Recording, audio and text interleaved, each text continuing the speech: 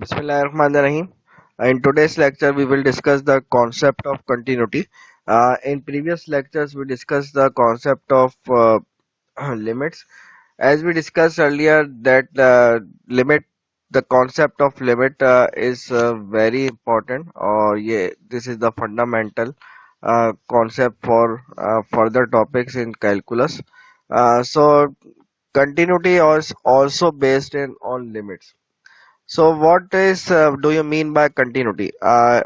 For this मैं इसके लिए आपको एक एग्जांपल से बात समझाता हूँ. Let's suppose you have a ball. एक बॉल है, आपने बॉल को थ्रो किया. ठीक है. आप बॉल को जब थ्रो करते हैं तो बॉल कहीं पे रास्ते में वैनिश नहीं होती है. मतलब बॉल ऐसे तो नहीं होता ना कहीं गायब हो जाए अचानक से. मतलब आप नजर के सामने ही वो थ्रो होती हुई जा रही होती है, फिर देन ग्राउंड को टच कर रही होती है, तो कहीं पे वैनिश नहीं होती है बॉल. तो ये क्या है, इसका जो बॉल का जो पाथ है वो एक तरीके से कंटिन्यूअस पाथ है, कहीं पे बॉल वैनिश नहीं हो रही है. अच्छा, अब कंटिन्यूटी कैलकुलस में कंटिन्यूटी को हम इस तरह से कहते हैं कि कंटिन्यूटी अगर किसी भी फंक्शन की बात की जाए तो फंक्शन कंटिन्यूअस होता है. उसमें तीन रीजंस होते हैं, मतलब तीन वजह होती है जिसकी वजह से आपका कोई फंक्शन कंटिन्यूअस कहलाता है. वो तीन रीजंस क्या है, मैं वो तीन रीजंस यहाँ पे लिख रहा हूँ. लेट सपोज मेरे पास कोई फंक्शन एफ डिफाइन है.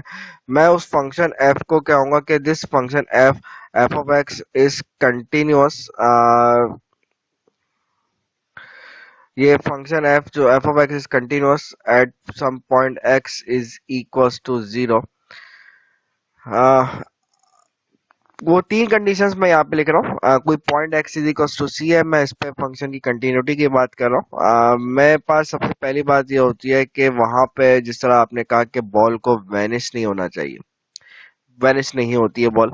तो यानी कि एफ ऑफ सी जो है, यानी कि जिस पॉइंट पे भी आप बात करें पूरे बॉल का जो पाथ, उसमें किसी भी पॉइंट पे आप चले जाएं आपको बॉल वहां पे नजर आएगी. तो यानी कि एक तरीके से कह लो कि फंक्शन डिफाइन होना चाहिए. पूरे पाथ जो है एक तरीके का कर्व है. ये कर्व जो है फंक्शन को रिप्रेजेंट करता है और फंक्शन के बारे में हम कह रहे हैं this must be defined. Second condition के बारे में हम ये कहते हैं कि लिमिट एग्जिस्ट होनी चाहिए. लिमिट की एग्जिस्टेंस के मीनिंग क्या है, वी नो, हम ऑलरेडी इस बातों को डिस्कस कर चुके हैं. वी नो लिमिट के एग्जिस्टेंस का मतलब होता है कि left hand limit and right hand limit are must be equal. तो जब भी आपने बोल दिया लिमिट एग्जिस्ट, तो इसका मतलब है लेफ्ट हैंड लिमिट और राइट हैंड लिमिट इक्वल होना चाहिए. और इसका मतलब ये होगा कि limit x tends to c f of x this must exist. इसकी वैल्यू आनी चाहिए कुछ ना, मतलब लेफ्ट हैंड लिमिट और राइट हैंड लिमिट सेम आएंगी तो हम कहेंगे कि इस लिमिट को लिख सकते हैं. देन हम कहेंगे कि लिमिट ये एग्जिस्ट करती है. अच्छा, third condition is very important. Third condition में आप ये कहते हो कि जो पार्ट वन में आपका जो आंसर आया एफ ऑफ सी, और जो पार्ट टू में जो मतलब सेकंड स्टेप में जो आपका आंसर आया लिमिट का, दिस मस्ट बी इक्वल. जरूरी नहीं होता कि आप कभी भी लिमिट निकालें तो उसका आंसर फंक्शन की वैल्यू के बराबर हो. ये पार्ट वन जो है ये क्या है, value of the function. Part two क्या है, लिमिट. तो जरूरी नहीं होता कि वैल्यू ऑफ द फंक्शन और लिमिट इक्वल है. अगर ये इक्वल आ रही है तो हम कहेंगे हाँ भाई ये function is continuous at x is equal to C. तो पार्ट थ्री के बारे में हम ये कह सकते हैं कि इसमें दोनों पार्ट्स आ रहे हैं, तो यानी कि this is the basic definition of continuity. Continuity को हम इस तरह से डिफाइन करते हैं. कभी भी आपको किसी फंक्शन को कंटिन्यूस चेक करना हो कि whether this function given is continuous और नॉट, तो इसके लिए आप ये तीन कंडीशंस को चेक कर रहे होते हो कि आपके पास फंक्शन इज डिफाइंड होना चाहिए, लिमिट उसमें एग्जिस्ट करनी चाहिए, और वैल्यू ऑफ द फंक्शन जो स्टेप वन में आपने निकाले और लिमिट का जो आंसर है दैट मस्ट बी इक्वल.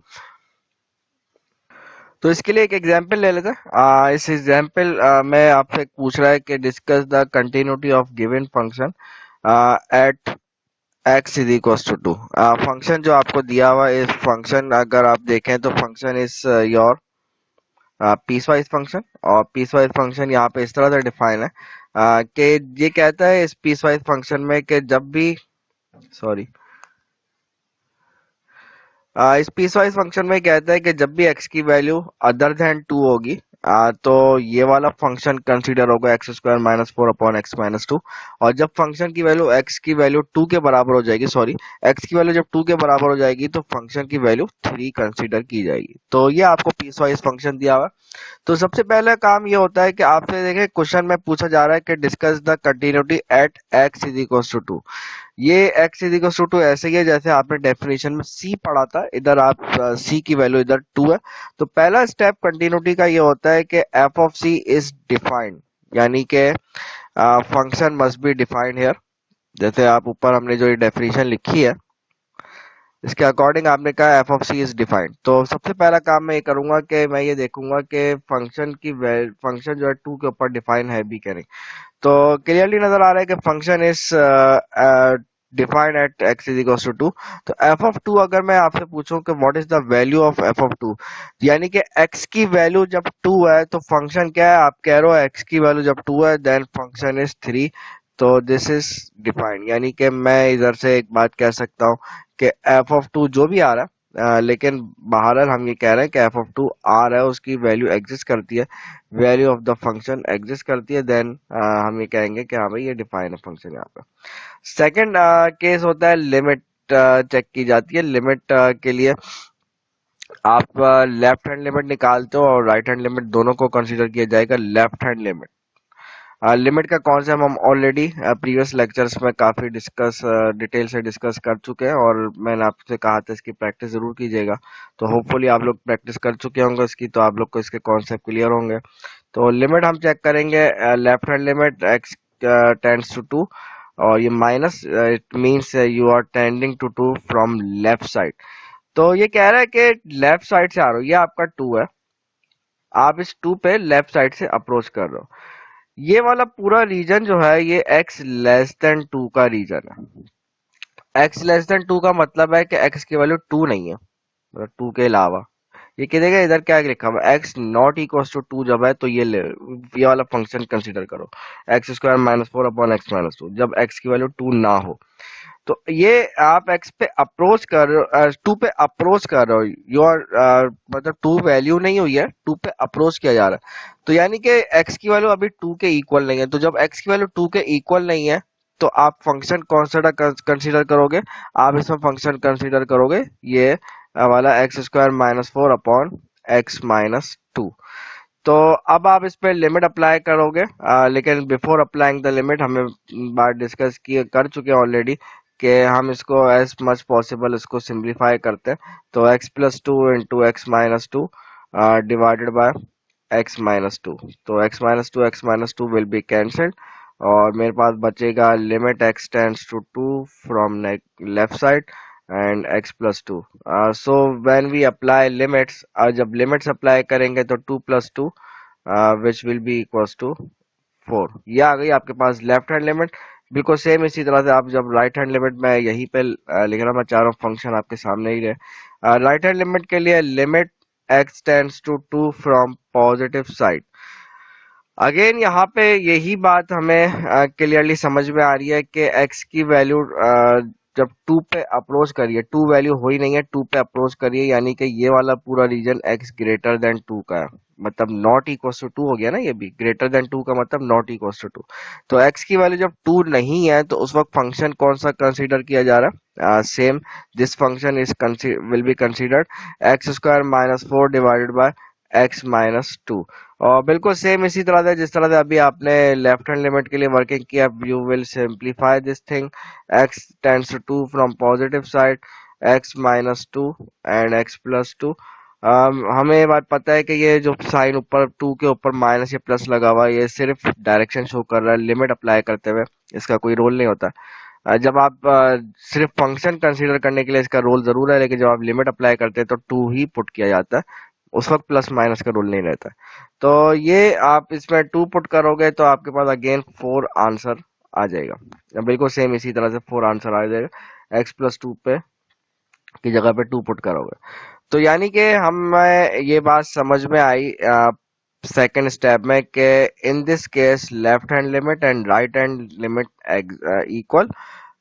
तो जब इक्वल आते हैं तो हम ये कहते हैं कि लिमिट इस केस में एग्जिस्ट करेगी एंड व्हेन लिमिट एग्जिस्ट तो हम फाइनली इस बात को यूं लिख सकते हैं, हम फाइनली ये बात लिख सकते हैं कि limit x tends to 2 f of x, इसका आंसर क्या आ रहा है, इसका answer is 4। So according to definition of continuity हम थर्ड स्टेप ये करते हैं कि थर्ड स्टेप में होना ये चाहिए कि आपका फंक्शन की जो वैल्यू आई है और लिमिट का जो आंसर आया डेट मस्ट बी इक्वल। तो चेक करते हैं, इधर आप देख रहे हो value of the function is 3 जबकि लिमिट का आंसर आ रहा है 4। तो वैल्यू ऑफ द फंक्शन और लिमिट का answer are not same, we will say that this function is not continuous. तो मैं इसको यूं लिख दूं, अगर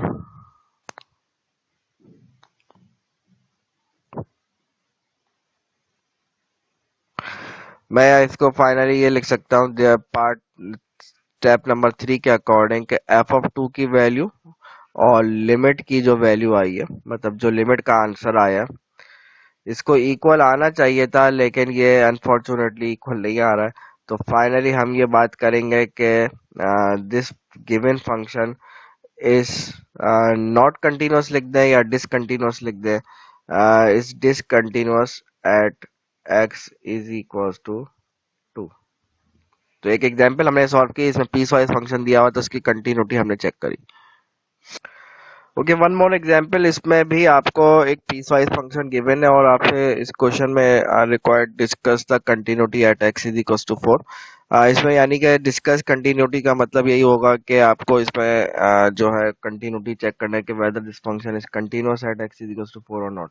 तो यानी कि x इज इक्वल टू 4 का मतलब है we have c is 4 here. तो सबसे पहला काम ये करेंगे कि हम x is equal to c के ऊपर चेक करेंगे कि फंक्शन जो है यानी कि x इज इक्वल टू 4 पे फंक्शन इज डिफाइंड और अनडिफाइंड। तो x इज इक्वल टू 4 के ऊपर अगर आप इस पे चेक करो, यानी कि x की वैल्यू 4 आप पुट कर दो। x की वैल्यू जब 4 है, इधर इक्वल्स टू 4 इधर नजर आ रहा है, x की वैल्यू जब 4 है तो फंक्शन कौन सा कंसीडर किया जाएगा, ये वाला फंक्शन कंसीडर किया जाएगा। यानी कि इस पे जहां जहां x आ रहा है उसकी जगह पे मैं 4 पुट कर दूंगा। तो 2 4 the 8 plus 3 which is equals to 11। तो ये यानी कि एक बात क्लियरली समझ में आती है कि F of 4 is defined here. So ये चीज हो गई, एफ ऑफ 4 डिफाइन है यहाँ पे, या हमने फंक्शन एक्स इक्वल टू 4 पे ये क्यों कंसीडर किया, बिकॉज यहाँ पे इक्वल टू का साइन था। सेकेंडली अब आप लिमिट्स के ऊपर वर्किंग करोगे। लिमिट्स के लिए आप पहले लेफ्ट हैंड लिमिट निकालोगे। Left hand limit means x tends to 4 from left hand side and we discuss it in so much detail कि इसके मीनिंग क्या है। इसका मतलब है कि ये 4 है, 4 आप लेफ्ट साइड से पे अप्रोच करो फ्रॉम लेफ्ट साइड, और लेफ्ट साइड से 4 पे अप्रोच करने का मतलब है कि अगर आप इस रीजन की बात करो, ये पूरा रीजन वो है जिसपे x की वैल्यू 4 से लेस है। तो x की वैल्यू 4 से लेस है तो उस वक्त फंक्शन कौन सा कंसीडर किया जाएगा, उस वक्त फंक्शन x की वैल्यू लेस देन 4 आपको फर्स्ट उसमें नजर आ रहा है। तो x की वैल्यू लेस देन 4 पे function will be 2x plus 4, 2x plus 3 sorry. अब आप इस पे सिंपली लिमिट्स अप्लाई कर देंगे। You will apply limits here. जब लिमिट्स अप्लाई करोगे x की जगह पे 4 पुट करोगे, यानी कि 2 4 8 plus 3 which is equals to 11। अब आप आ जाए नेक्स्ट राइट हैंड लिमिट के लिए वर्किंग करते हैं। For right hand limit, right hand limit का मीनिंग है limit x tends to 4 from positive side. Positive side से 4 पे अप्रोच करोगे, यानी कि you are approaching to 4 from this side और this region is X greater than 4 का reason है। जब एक्स की वैल्यू 4 से ग्रेटर है तो उस वक्त फंक्शन क्या है, 7 प्लस 16 ओवर 6, 7 प्लस 16 ओवर 6। अब आपको सिंपली लिमिट्स अप्लाई करनी है। You will apply limits here. जब लिमिट्स अप्लाई कर रहे हो यहाँ पे तो ये हो जाएगा 7 प्लस 16 अपॉन 4। तो 7 प्लस 16 अपॉन 4 यानी कि 7 plus 4 and 7 plus 4 is again 11। सो एक बात यहाँ पे हमें समझ में क्लियरली समझ में आ रही है कि left hand limit and right hand limit are equal. Therefore, limit exists in this case, and we can write this as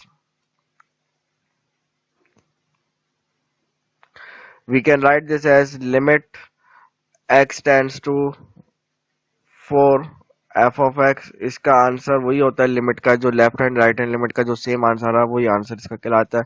तो ये 11 आंसर आ रहा है।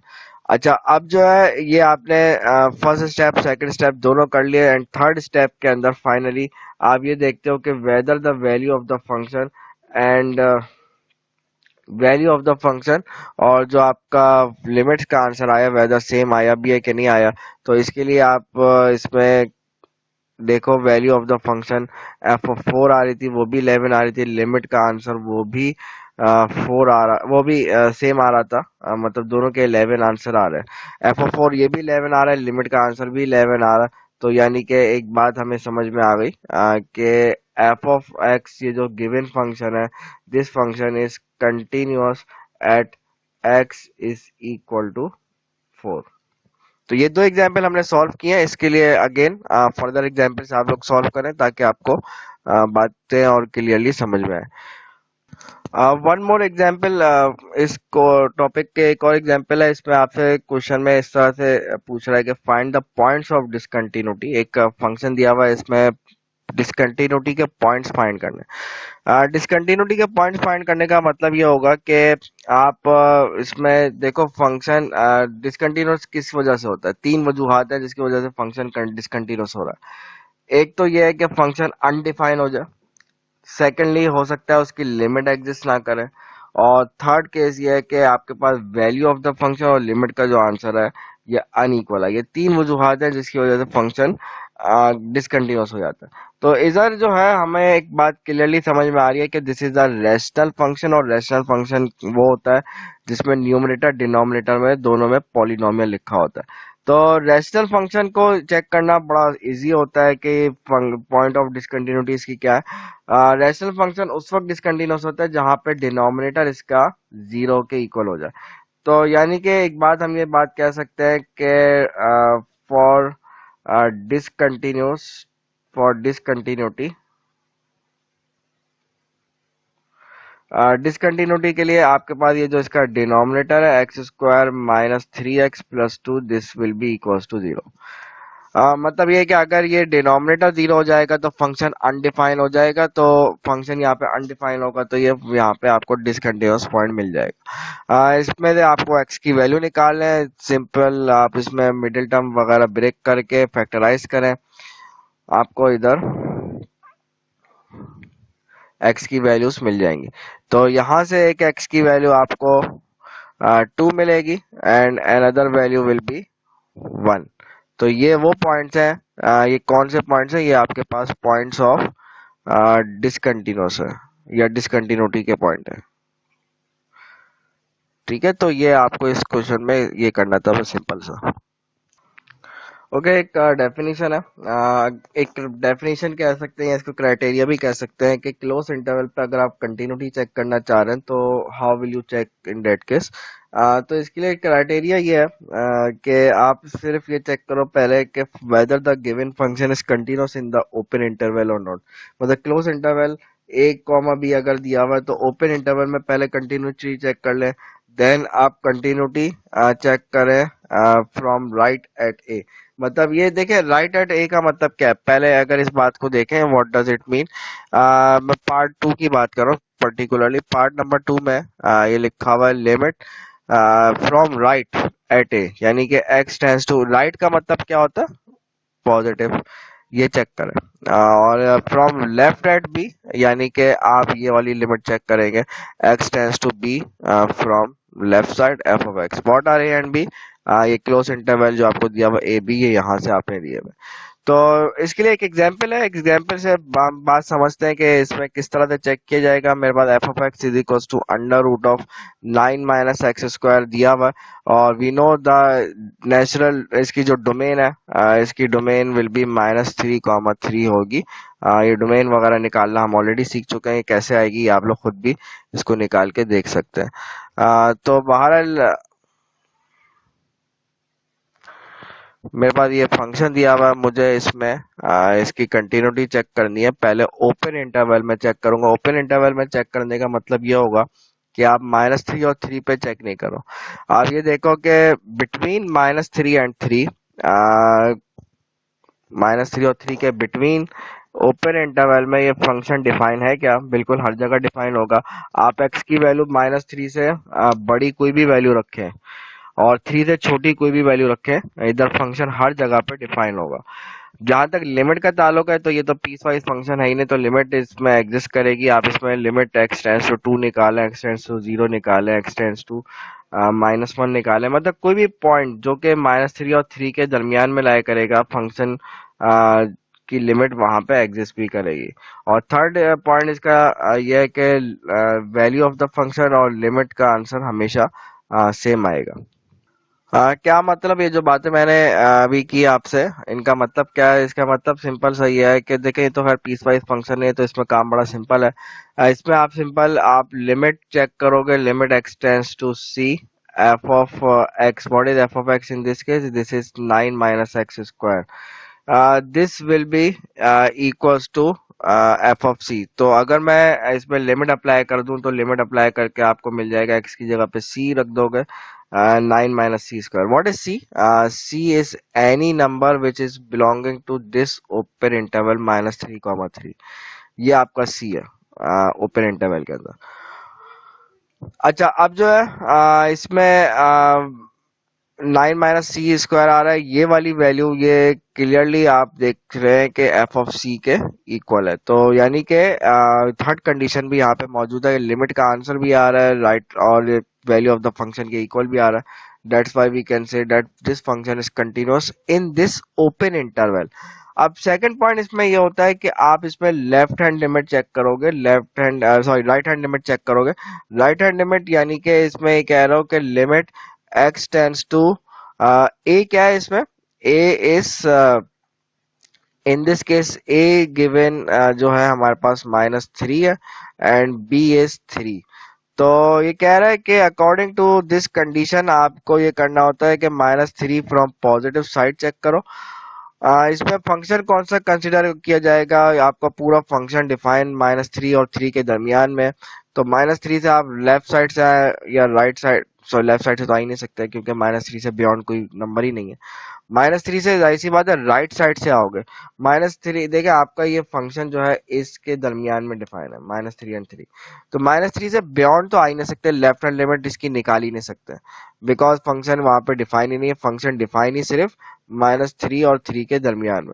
तो -3 से अगर आप राइट साइड से अप्रोच करो तो उस वक्त फंक्शन कौन सा कंसिडर किया जाएगा?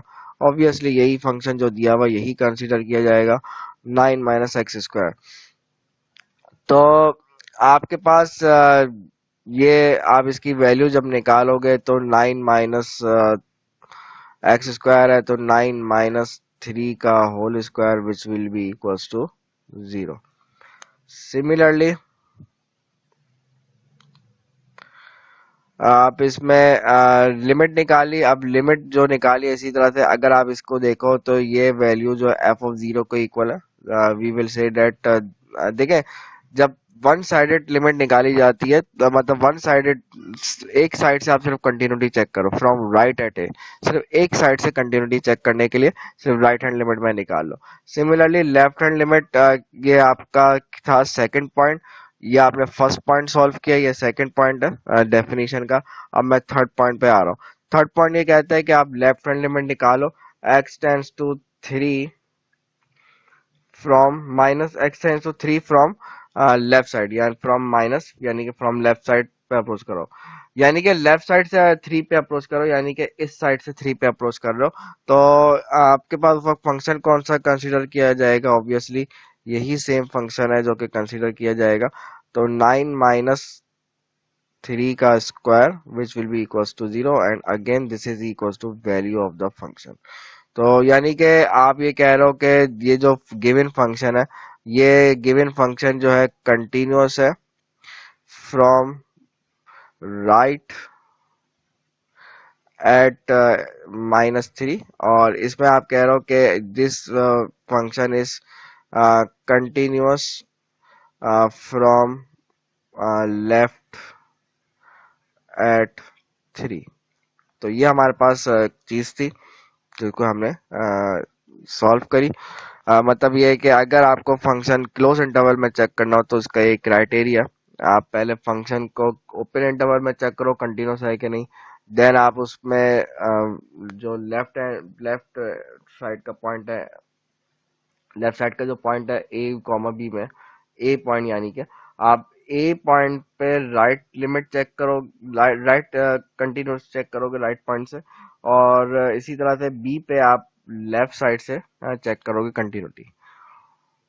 Okay, these are some trivial properties जो कि हम कंसीडर करते हैं कंटिन्यूस के केस में। ऑब्वियसली अगर दो फंक्शंस कंटिन्यूस हैं तो उनको जब ऐड करो, सब्ट्रैक्ट करो, उनका प्रोडक्ट लो या उनको डिवाइड करो तो वो भी कंटिन्यूअस होगा। अच्छा, डिवीजन के हवाले से बस एक चीज है कि जो आपका डिनोमिनेटर में फंक्शन है that must not be equals to 0। अगर डिनोमिनेटर वाला फंक्शन मतलब ये है कि एफ वो भी कंटिन्यूअस है, जी भी कंटिन्यूअस है, लेकिन जी अगर उस पॉइंट सी के ऊपर 0 नहीं है तो एफ अपॉन जी कंटिन्यूअस ही कहलाएगा। लेकिन एफ अपॉन जी जो है ये डिसकंटिन्यूअस उस वक्त हो जाएगा जब आपका जो डिनोमिनेटर है ये पॉइंट सी के ऊपर 0 के इक्वल हो जाए। जैसे हमने ऊपर एक रैशनल फंक्शन की एग्जांपल की थी, रैशनल फंक्शन में आपने देखा था कि rational function polynomial upon polynomial होता है। पॉलिनोमियल को अगर मैं इटसेल्फ देखूं, polynomial is a continuous function, लेकिन डिनोमिनेटर जो है एक पॉइंट के ऊपर 0 हो जाता है, तो जिसकी वजह से हम कहेंगे कि वो पॉइंट ऑफ डिसकंटिन्यूटी मिल जाती है वहां पे आपको। ओके, एक चीज और डिस्कस करके फिर मैं आज के लेक्चर को वाइंड अप करता हूँ। वो चीज है intermediate value theorem. Intermediate value theorem ये कहता है कि लेट सपोज आपका कोई फंक्शन एफ दिया हुआ है, ये आप समझें कि ये जो फिगर के अंदर दिया हुआ this function f is continuous in this close interval a comma b के अंदर। तो हम ये कहते हैं कि दो पॉइंट्स ए है, एक पॉइंट ए है, दूसरा पॉइंट बी है। पॉइंट ए के ऊपर फंक्शन की जो वैल्यू है उसका नाम एफ ऑफ ए है, पॉइंट बी के ऊपर जो फंक्शन की वैल्यू है उसका नाम एफ ऑफ बी है। तो हम ये कहते हैं कि एफ ऑफ ए और एफ ऑफ बी के दरमियान में कोई पॉइंट ऐसा होगा जिसका नाम के होगा। तो व्हाट इज के? के के बारे में हम ये कहते हैं कि ए और बी के दरमियान में कोई ऐसा पॉइंट एक्स के नाम से होगा कि जिसकी वैल्यू के इक्वल होगी। तो ये वैसे तो एक बड़ी ऑब्वियस सी चीज है, लेकिन इसका नाम इंटरमीडिएट वैल्यू थ्योरम कहलाता है और ये बड़ा इंपॉर्टेंट रोल प्ले करता है कैलकुलस के अंदर। तो ये हमने इस चीज को डिस्कस किया, इंटरमीडिएट वैल्यू थ्योरम को। और ये इंटरमीडिएट वैल्यू थ्योरम की एक बहुत ही इंपॉर्टेंट एप्लीकेशन है जो कि न्यूमेरिकल एनालिसिस के अंदर आप लोग पढ़ेंगे डिटेल से। ये यूजुअली हम कोई भी फंक्शन है उसमें उसका कोई रियल रूट निकालना चाह रहे हैं तो उसमें ये कॉन्सेप्ट इंटरमीडिएट वैल्यू थ्योरम का यूज किया जा रहा होता है।